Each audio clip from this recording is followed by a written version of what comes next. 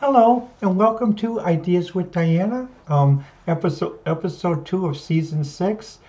This is part 2. When I did my last streaming, I didn't realize that somehow I set it as a managed date, as a wait for date. So this one is going to be live and also what covering the topics of the first one. So the first one's more like a rehearsal.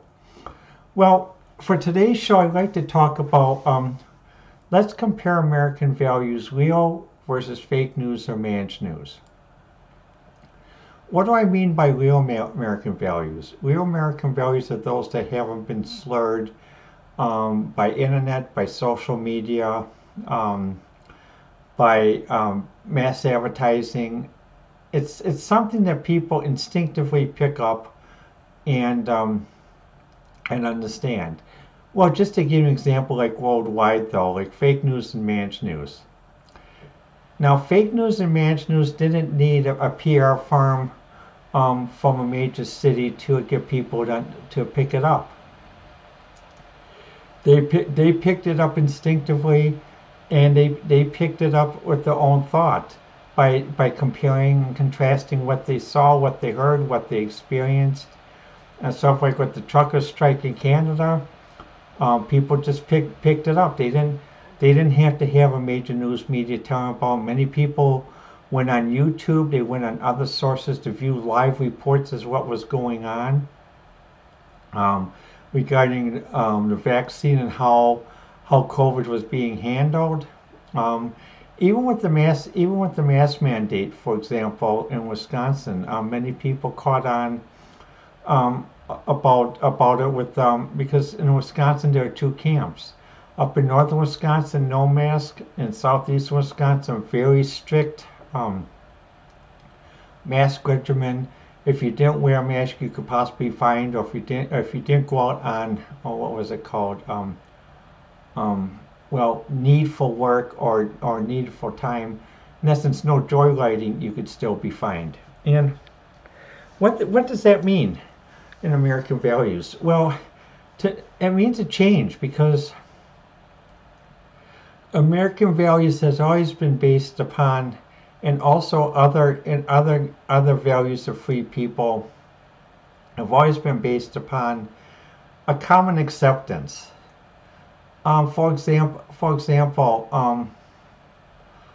let's say someone um, says, "Well, you know, we want everyone to look the same when the kids go to school."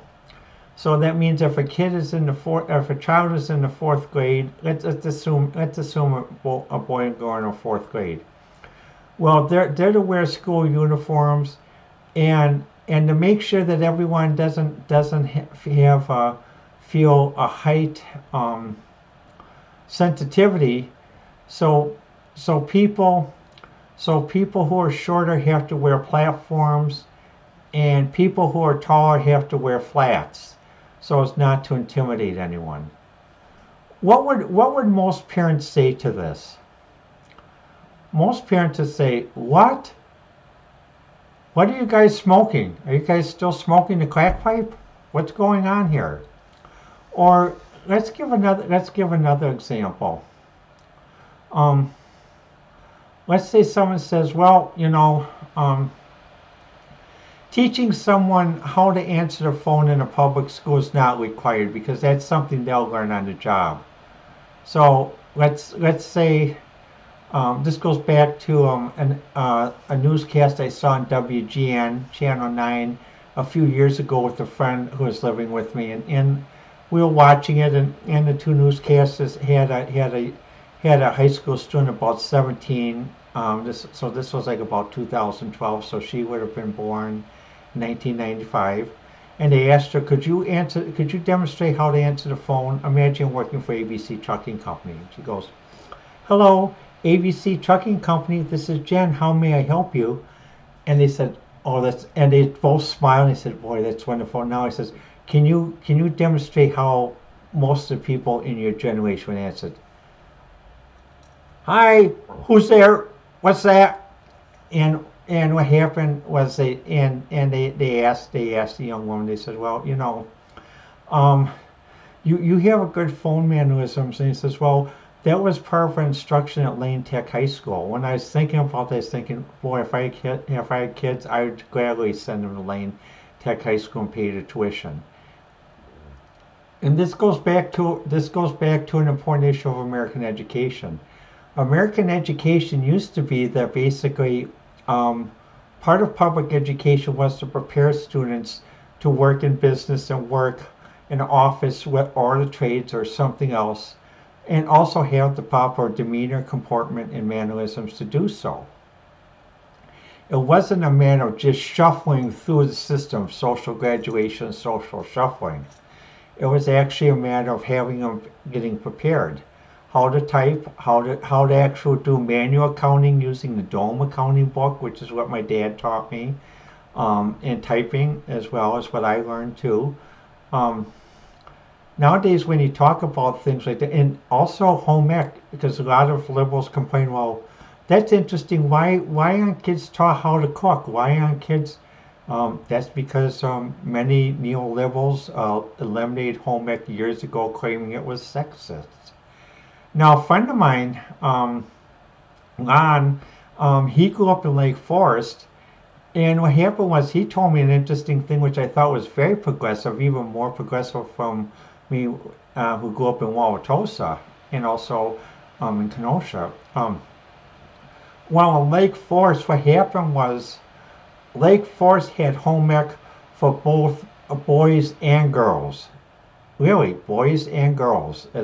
And part of the reason why is because that was a part of American value, also value worldwide, that if you know how to cook your own food, you'll survive and you'll do better if you know how to cook your own food.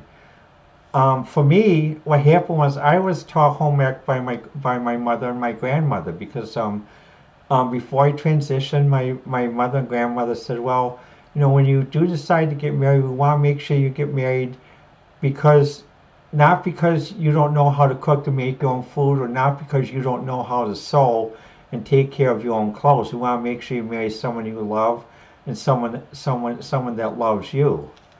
So this shows an example of an old progressive value. But nowadays, that's considered sexist. That's considered basically ancient. That's considered out there. Now, I can understand why the foreign press, those not part of the foreign press, like when I watch certain programs on RT, I can understand why the confusion about with American values when they use terms of neoliberalism, neoconservatism. Well, I was the last generation where we didn't have the neo prefix. There's liberalism, conservatism. The liberal Republicans, conservative Republicans, moderate Republicans, conservative Democrats, moderate Democrats, as well as liberal Democrats. Nowadays, in the Republican Party, there's still liberal, moderate Republicans, but in the Democratic Party, it's very hard for conservative and moderate Democrats to speak up because basically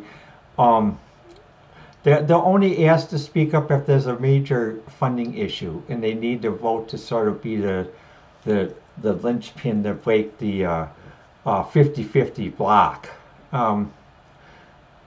In addition, when I was watching Firing Line, I was watching an interesting thing. They had one person who was an LGBT activist, and he was speaking about a book he wrote, and also he was speaking about Margaret Hoover asked him about, well, what about people that don't norm to LGBT, but they are LGBT? Should they be attacked and gone after? And based on how the question was answered, I got the impression that that was okay to do. Well, if someone's LGBT or believes in a certain philosophy and they're forced to norm, that's worse than being in the closet, because what happens is in the closet you have this much space, but if you're forced to norm, you're forced to be in this small space, this side or that side. Now, is that really being free? No, that's not being free. That's what that is that's being manipulated, that's being controlled, and that's just as bad as people who listen to a bad minister at a church or a bad street preacher who tells them that, well, you should hate someone because they're different. Um, the Second Amendment gives us the right to believe or not believe as we wish. It does not give the right for someone to act on their own individual beliefs. A person can individually believe whatever they wish of a faith, whether what they, but the right to go and actually attack someone or cost someone, or even at work as a boss or in the shelter as a manager, use that to bully someone or push someone. No, no, no. Those are old American values, and those are old world values that free people across the country realize. Now, when the reason why I'm bringing up this comparison and contrast is, what is the real value? What is education supposed to be? Is it supposed to be integration to the lower standard where we have social graduation where we just push people through because they're so old that they graduate, or do we really have standards? And a friend of mine, we talk about education all the time, friends of mine, and they tell me, Diana, it's the newest statistic is most Americans can only read at the 8th grade reading rate. Wow. Wow. The reason why I say wow is because in my generation, for someone in the Air Force or the Navy to become a pilot, one had to be able to read and write at a 12th grade, at a senior level in high school reading rate, 12th grade, or freshman in college, due to the technical manuals for operating aircraft. So if we have an 8th grade reading rate, what does that say for moving forward to solve problems as a country? Well, this is the reason why I can see that in a way which I'm glad for social media in one way, like YouTube and other channels, as Rumble, Telegram, and others, that put videos out to help instruct people. Because basically, if you're not getting your instruction in the public school system or even in the public college system, and you're getting your instruction on online media, good. It's important to have it, because the way I think of it is, I think of it like last year, I decided to start a new hobby, working with open source electronics through Arduino. Let's see. Let me get this over here. What is this? And what happens though, when I show this is an example of the open source of one project I'm working on. And well, when I worked with when I started with Arduino, I started with the Arduino Uno R3, and I can't get that there, but so I bought an Arduino Uno R3 off Amazon, and then I wanted to learn how to use it. So what did I do? Did I go to my local college to sign up for a course? Did I go to a bookstore to try to find a book? No. What I did is I went to YouTube, I went to social media, and I found something known as the Arduino the Arduino IDE. And what I did with the Arduino IDE is, let me just see if we can do this here. Do a display capture. There we go.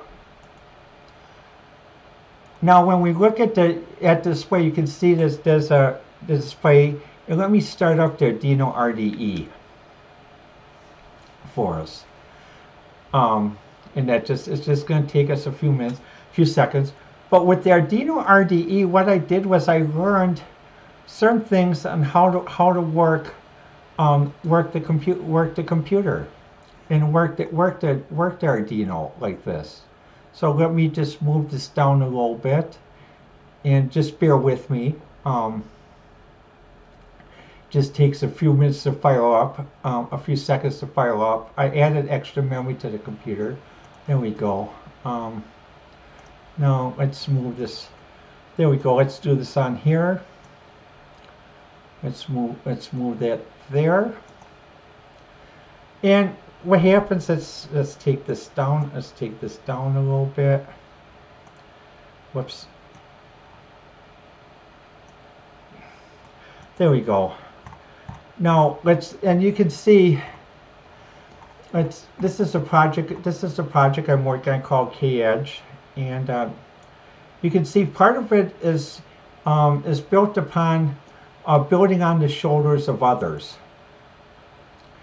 And why is that important in that, though? Because it is important that basically that you do build on the shoulders of others, because you have to learn how to think and say, well, you know, it's not just basically it's not about just you know, doing things one way or another way like that, though. It's not about me. It's not about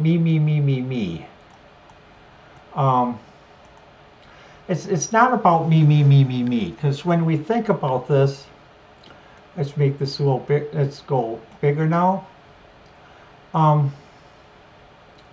When we think about this, when you look at the code, you can see certain things where basically I added some chips and other people added some modules like the SBI, the wire, the Adafruit. Now, if we were using and also code, if we were using old American managed American values or fake management values, someone would claim that, oh, I wrote this whole program all by myself. It's me. I deserve it since I'm the first one to run to a major company to sell it, and everyone else on the team to get squat, nothing. That's what's wrong with fake American values and managed American values. Old American values, like as demonstrated by the open source IoT movement of Arduino and Raspberry Pi, shows the sharing of code. And for example, one company, Adafruit, they've been great in developing modules and codes, and also they have a good module. They got a good philosophy. You know, we developed this code freely for you to use, but we like your help in supporting our products, which is good because they do provide this. And so what happens when you look, you can see some of this code is provided by Adafruit, but some of this code is actually provided by me. And what does that mean? That means that they're basically, this is an old American value of sharing. And people think, well,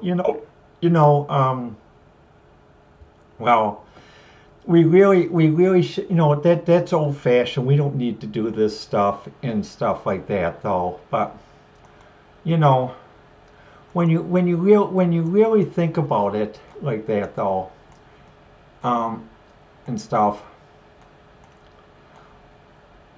When you really think about what that means is, see, sharing allows us to go from a very simple project without any know-how to this. And even though I have multiple degrees, the Adafruit,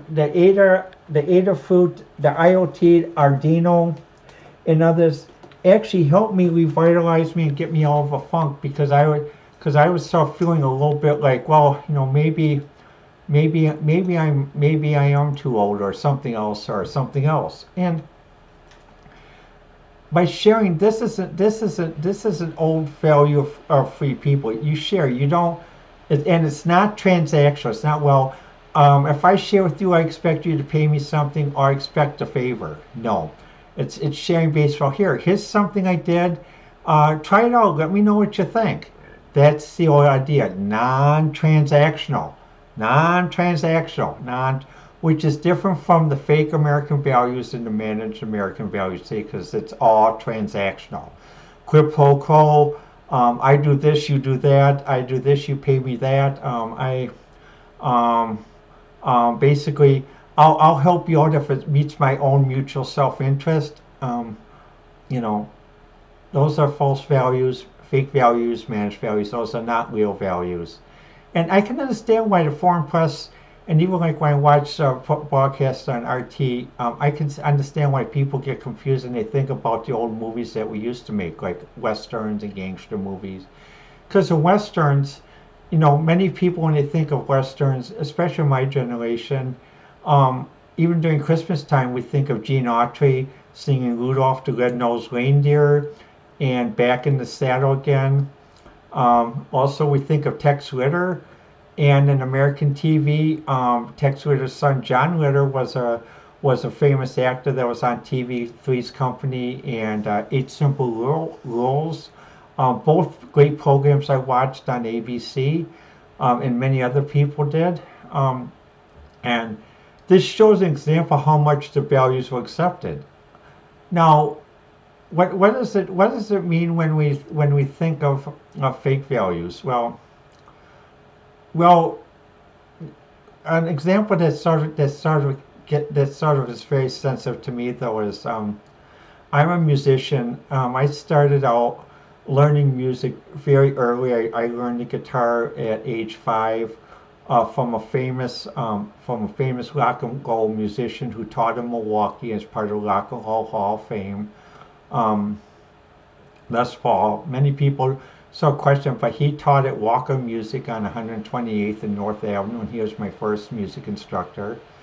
Later, I learned the violin from Mr. Black and Mr. Jacoby, and participated in orchestra, individual competitions, group competitions, and even my first music group was the Golden Strings, which was part of Washington Junior High School. We performed at different things around Kenosha.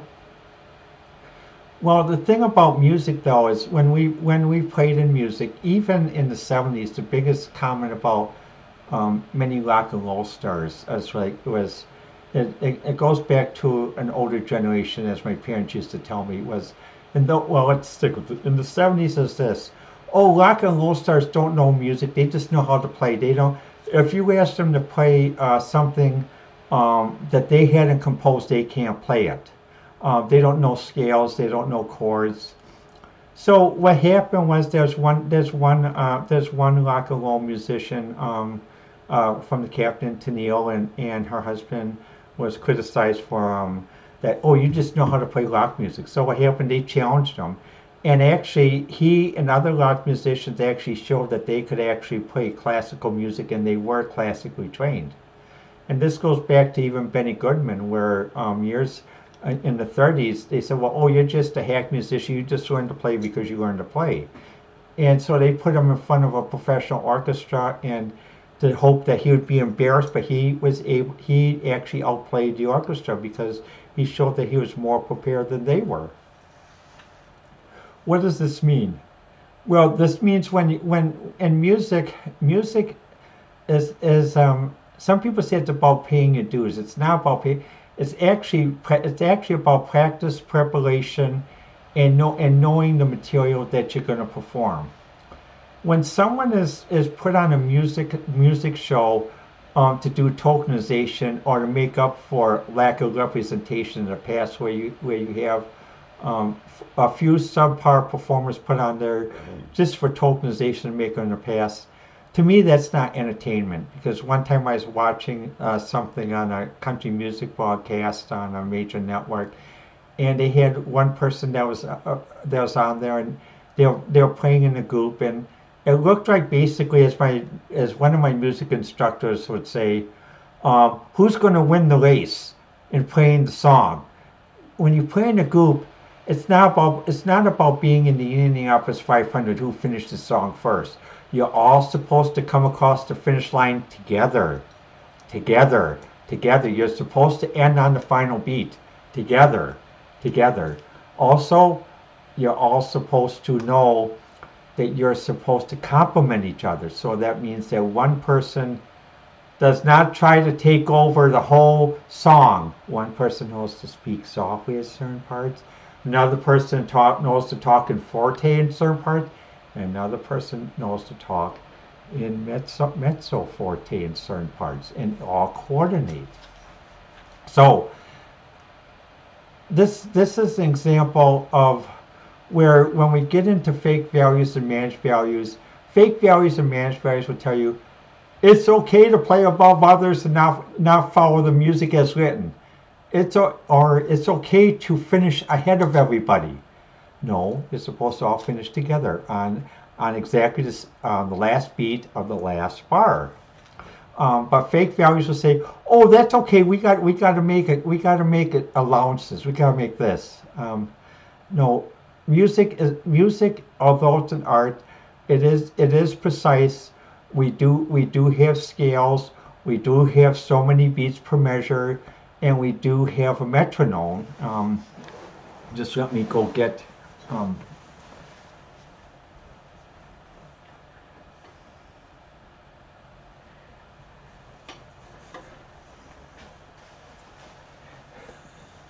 In many music programs, I wonder how many people would recognize this as a metronome. And let me just demonstrate how a metronome works.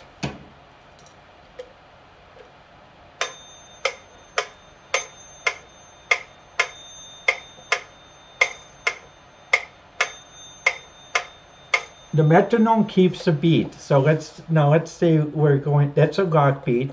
Now let's go to a classical beat. That's largo. Now let's go to moderato.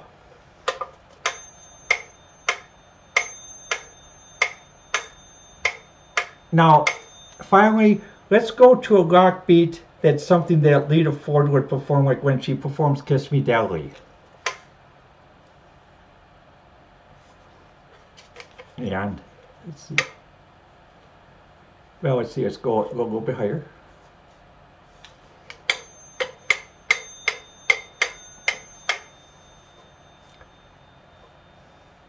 So, but you can see the point. You can see the point like that, though, because basically it's supposed to be, you're supposed to have a certain beat.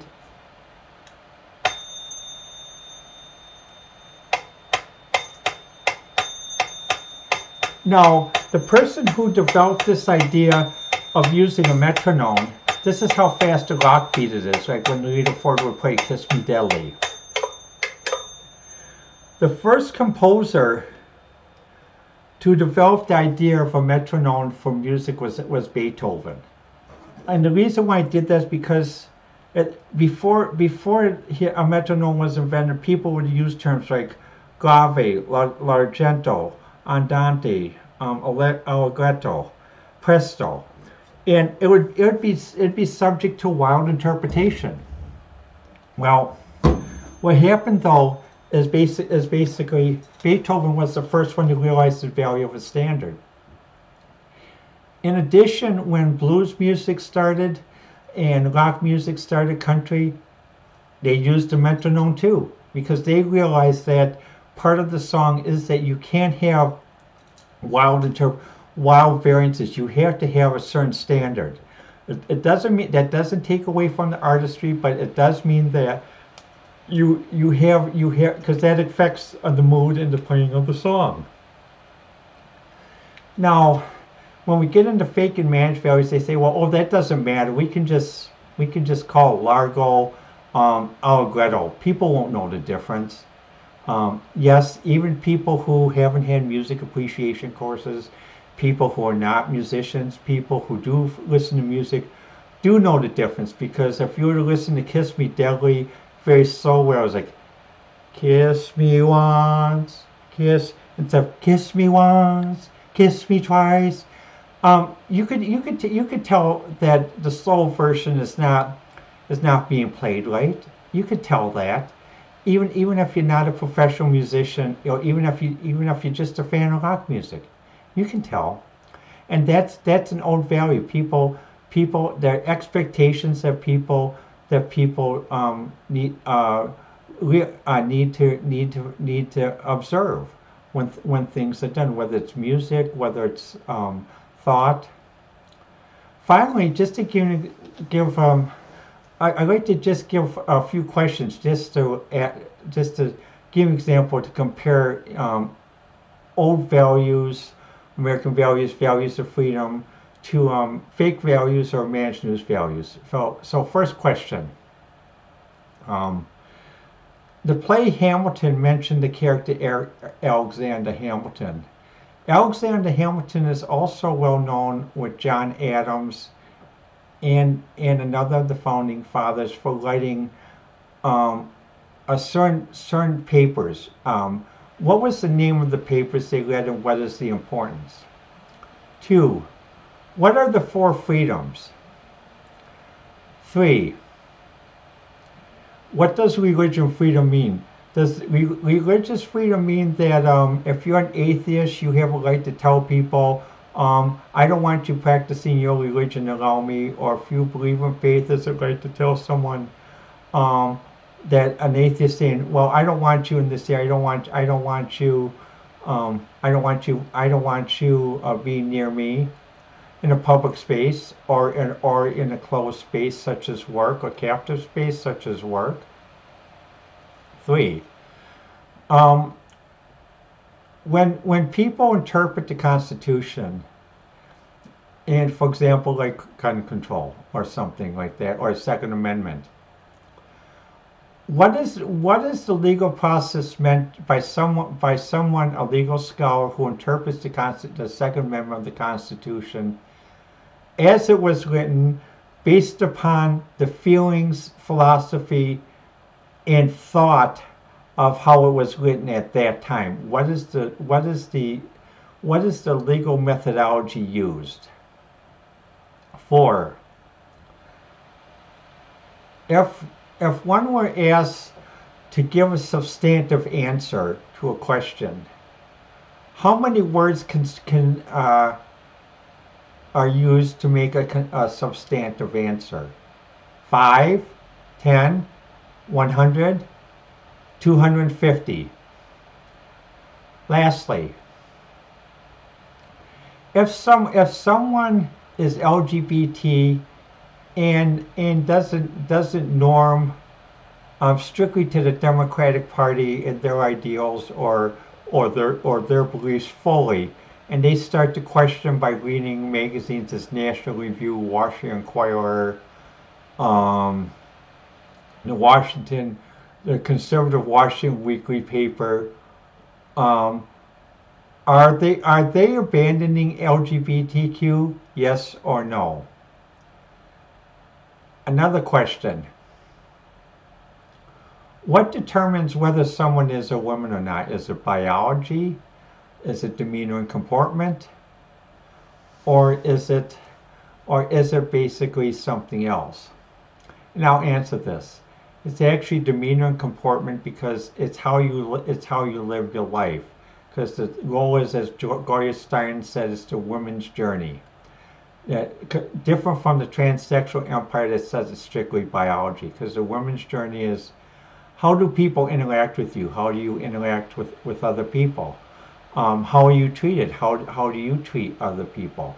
And this is all based upon a way of basically gender. Now, when we get into college sports, this is where this becomes a very messy thing between fake managed values and old values. If we're talking college sports where someone is competing that recently changed their gender and it doesn't affect someone's scholarship, fine, there shouldn't be any type of restriction or special policy. But if we're talking about where someone is competing because a coach or feels that basically that that this person is competing as a winger because since they recently transitioned, they have a different physiology. This verifies one aspect of the book, The Transsexual Empire, because it's based upon gamesmanship. And if it's based upon gamesmanship, no. If it's strictly based upon, so what is the solution to this thing about if someone loses their scholarship because someone who recently transitioned gets a scholarship? Well, because we are still in this zone about gamesmanship still existing, about some people suspecting that some trans athletes are being used as wingers, then I would advocate for the NCAA to establish three different types of scholarships: male, female, and transgender scholarships. And what would happen is basically that would mean each school would have that. And also, again, this would be for different types of sports too, because for basically as well, male, female, and transgender. Because if there is the issue concerning of gamesmanship, the only way to end the gamesmanship is to make sure that basically there are separate zones, and that will stop the gamesmanship. When a person who has transitioned long enough that basically that their male organs don't work, like for example people who transition that take spironolactone and estradiol transition to the point that they cannot produce sperm, then they can be considered fully qualified women because their muscles will transition that way as well. And that.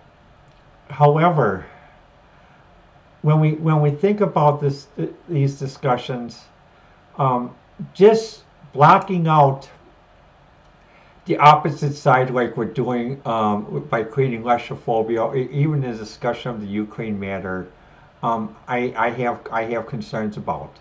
That's why I try to listen to all points of view, foreign news, and even objectionable points. Because the thing is, when the United States was founded, is founded on the belief I may find what you say to be objectionable, however, I will defend your right to say it.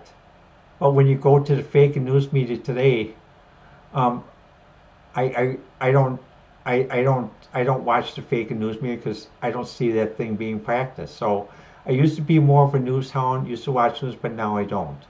So until I see some of the older values coming back, um, and that to the fake and managed news, you lost me as a viewer. I may tune in once in a while just to see if you've learned your lesson. But but if you haven't, that's okay. I'll find another news source to get my information. And I still believe in reading all points of the aisle. As one history professor that I had in junior high school that all of us loved, he was a Republican teacher. He was a Republican and a very good teacher in Kenosha, Mr. Manassas. Um, Compared to other history teachers at the time that taught about the Vietnam period or other periods of what he did was he taught us by this. He had us read a history book that was based upon we actually read first person sources of different people's thoughts during certain points of American history, like whether they have a two ocean navy versus a one ocean navy, whether to control trust, whether the Sherman Act should be passed or not passed. And even during the Vietnam section, we read basically points from those that were basically against the conflict and those that justified the conflict, and even people in the middle, which is different at the time because basically at the junior high school there were many history professors that were very liberal, and they only wanted to point out that their group was always right during the Vietnam era, and anyone who was moderate or conservative was wrong. When I talk with people that lived through that era, even a friend of mine, he says, he says you're more balanced. He says, but he says one thing you and other um, you at that time you were 7, so you don't fully understand exactly what we went through, but we're glad that you haven't been pushed to one view or another, that you do keep an open mind. So to conclude the broadcast, I just want to say, please remember, don't let people put blinders on you. Don't let people blind you. Don't let people block what you hear. Don't let people stop or block what you say or write or produce on media. So this has been ideas. This has been Ideas with Diana, episode 2 of the 6th season, January 23rd, 2023. And I appreciate all comments. Please send them at Twitter at Diana1A. And finally, be strong, be strong, be strong. We will prevail through this, and we'll get back to we will prevail. Be strong.